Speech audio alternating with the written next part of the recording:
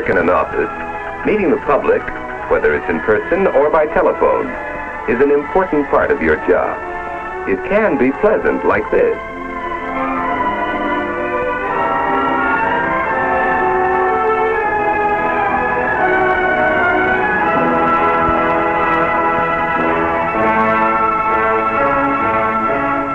Or it can be like this.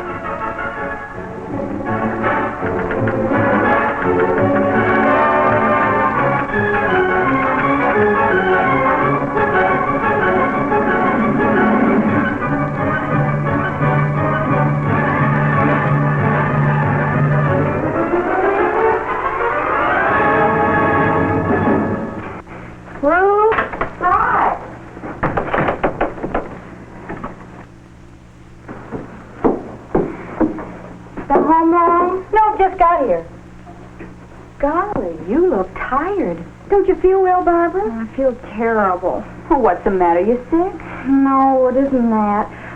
I've decided to quit my job. Oh, what happened? Is it your boss? Oh, no, you know I like him. Well, then the company. No, the company's all right. It isn't that. It's the people that come into the office. They're so rude and inconsiderate. It's just more than I can take day in and day out. Why, meeting people is the thing I like most about my job. I think it's fun having new people come into the office all the time. Well, Oh, the water's boiling. It was as simple as that. For Ruth, meeting the public was pleasant because she enjoyed people and greeted them with a smile. For Barbara, meeting the public was tiresome and unpleasant because her attitude was cold and uncooperative, sometimes even antagonistic. You know, when I first started, I felt like you do, Barb. But I found out how wrong I was. what do you mean? I found out it wasn't really the other people I was seeing. It was a reflection of myself.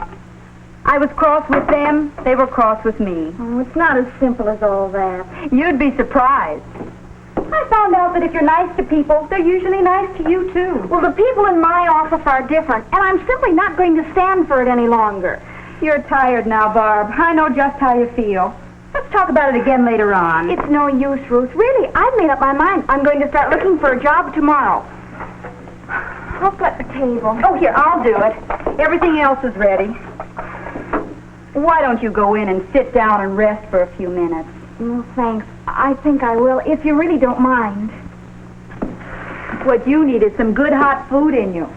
It'll make you feel better. Oh, it's not that, Ruth. I know I'm tired, but it's more than that. A reflection of myself? I don't see how it could be.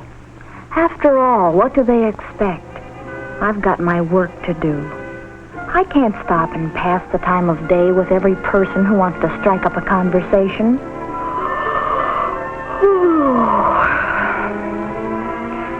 It isn't my attitude that's wrong.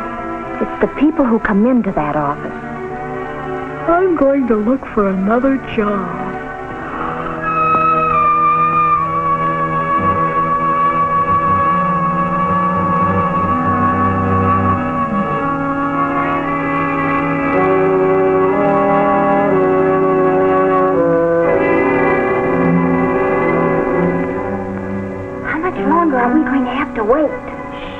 Franklin's a busy man. You can't expect to walk right in on him and get a job. I bet their secretary's forgotten we're here. Hey, look at all the other people waiting. You see that man? He's one of Mr. Thompson's biggest customers. I have an appointment with Mr. Franklin. Dressed like that? Yeah. Do you? Well, I doubt if he'll be able to see you at all. I see. She's brushing him off as though he were a nobody. I guess his shabby clothes have her fooled. I wish she'd answer that telephone. It makes me nervous to have it ring. Well, come to think of it, I let it ring often enough myself.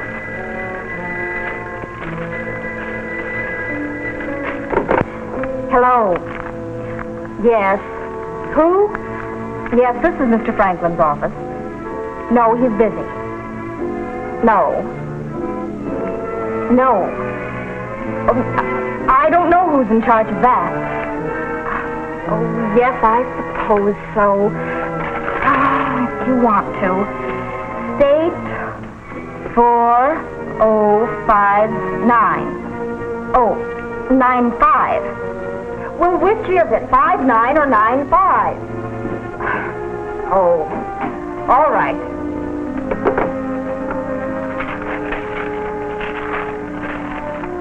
Yes? May I see Mr. Franklin, please? What did you want to see him about? I'd like to discuss that with him, if I may. Is it about a job?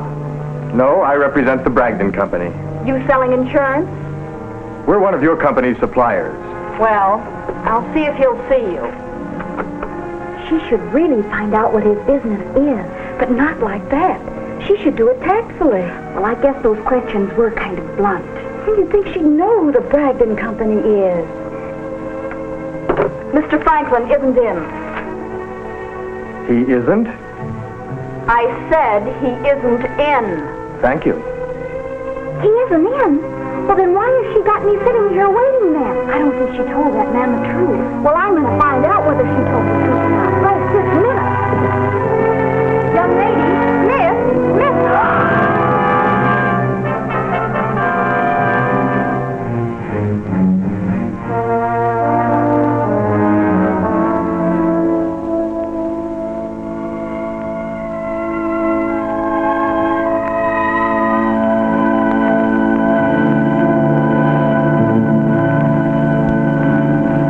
Sorry to wake you, Barb.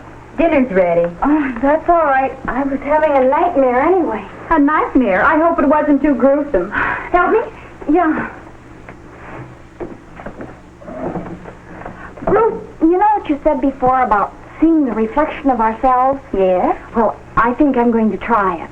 That's fine, Barb. I know you'll find that if you're nice to people, they're usually nice to you, too. Now, how about some dinner? Gee, I didn't realize I was so hungry. In the days that followed, Barbara did her best to acquire a genuine interest in people, for she found that smiles are effective only when they're genuine. She carefully practiced the first basic rule in meeting the public, remembering and using names. Oh, yes, Mr. Borden. I'm sure that Mr. Thompson will be glad to see you. Of course, Mr. Farnsworth. I'm sorry, Mr. Pratt. She formed the habit of tactfully getting the name and business of every visitor and of introducing him in a pleasant, gracious manner. Mr. Thompson, this is Mr. Markham of Allied Manufacturing Company. How do you do, sir? She learned to anticipate Mr. Thompson's needs and have ready for him material he might require during an interview. When it became necessary to interrupt an interview with information from Mr. Thompson, Barbara wrote out the message. It wasn't all easy. She made some mistakes, of course.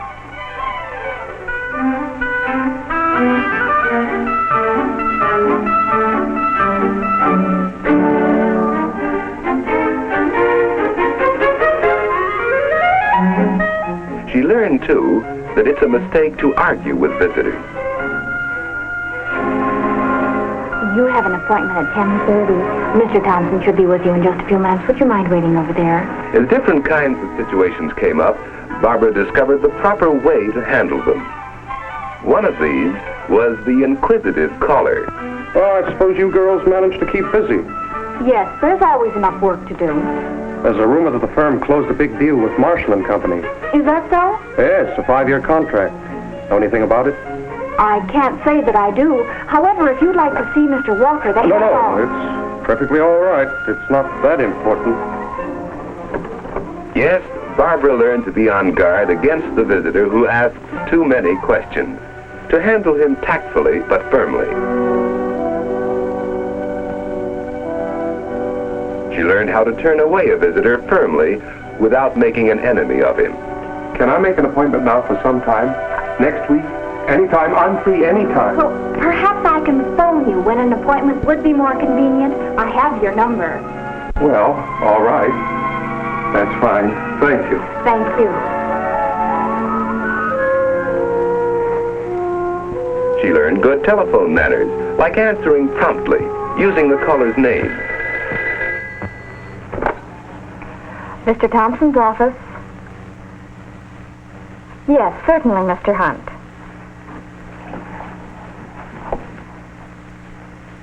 And getting the message right. She got into the habit of keeping a waiting visitor informed so that he'd know he wasn't forgotten. Mr. Thompson will see you very soon, Mr. Greenleaf. Oh, thank you.